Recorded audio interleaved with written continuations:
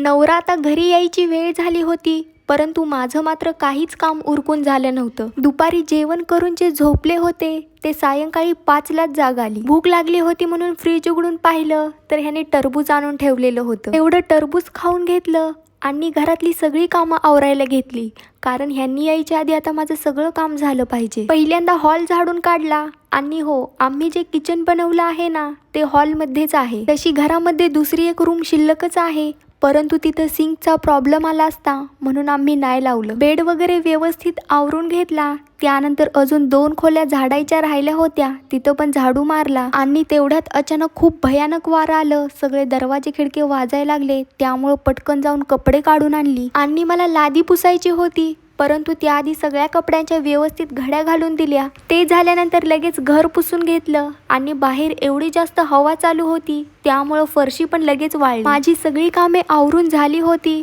परंतु ह्यांनी काय अजून आलेच नव्हते. त्यामुळं त्यांना कॉल केला तर दुकानात अचानक जास्त कस्टमर आले होते, त्यामुळं मग ते म्हटले की अजून अर्धा तास लागेल. त्याचबरोबर खूप लोकांना आमच्या घराचा होम टूर पाहिजे, परंतु अजून मला घरामध्ये खूप सारे चेंजेस करायचे आहेत, कलर वगैरे द्यायचा आहे.